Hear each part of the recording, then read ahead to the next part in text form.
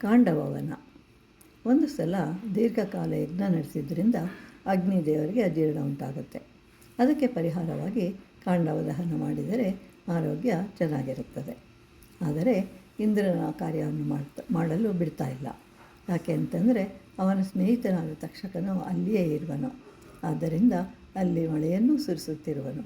ಆದ್ದರಿಂದ ನನಗೆ ನೀನು ಸಹಾಯ ಮಾಡಬೇಕು ಅಂತ ಹೇಳಿ ಅಗ್ನಿದೇವನು ಅರ್ಜುನನಲ್ಲಿ ಪ್ರಾರ್ಥಿಸ್ಕೊಳ್ತಾನೆ. ಅರ್ಜುನನು ಆಲೋಚಿಸದೆ ಮಾತು ಕೊಟ್ಬಿಡ್ತಾನೆ. ನಂತರ ಬಹಳ ಕಷ್ಟಪಡಬೇಕಾಗತ್ತೆ. ಆದ್ದರಿಂದ ಒಬ್ಬರಿಗೆ ಮಾತು ಕೊಡುವ ಮೊದಲು ಆಲೋಚಿಸಬೇಕು. ಅರ್ಜುನನು ಒಂದು ಸಣ್ಣ ಪ್ರಾಣಿಯನ್ನೂ ಬಿಡುವುದಿಲ್ಲ ಅಂತ ಹೇಳ್ತಾನೆ. ಅಷ್ಟೊಂದು ತೀವ್ರತೆ ಸಣ್ಣ ಪ್ರಾಣಿಗಳ ಮೇಲೆ ಮಾಡಬಾರದಿತ್ತು. ಆ ಕಾಂಡವವನದಲ್ಲಿ ತಾಯಿ ಹಾವು ಮಗನ ಹಾವು ಇದ್ದವು. ಅವೆರಡೂ ಮಾತನಾಡಿಕೊಂಡವು. ತಾಯಿ ಹಾವು ಮಗನಿಗೆ ಹೇಳಿತು, ನಾನು ನಿನ್ನನ್ನು ಅರ್ಧ ಭಾಗದವರೆಗೂ ನುಂಗಿ ಬಿಡ್ತೇನೆ. ಹೀಗೆ ನೀನು ಬದುಕುವ ಸಾಧ್ಯತೆ ಇದೆ. ಅಂದಿನಿಂದ ಹೊಟ್ಟೆಯಲ್ಲಿಟ್ಟುಕೊಂಡು ಸಾಕಿದಳು ಎಂಬ ಮಾತು ಬಂತು.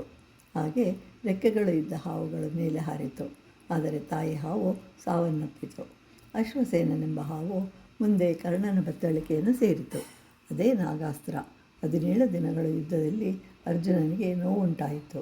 ರಾಕ್ಷಸ ಶಿಲ್ಪಿ ಮಯ, ಒಂದು ಹಾವು, ಅದರ ಹೆಸರು ಜರಿತ, ಅದರ 4 ಮಕ್ಕಳು ದ್ರೋಣ, ಅಶ್ವಸೇನ, ಹೀಗೆ 7 ಜನರು ಬದುಕ್ತಾರೆ.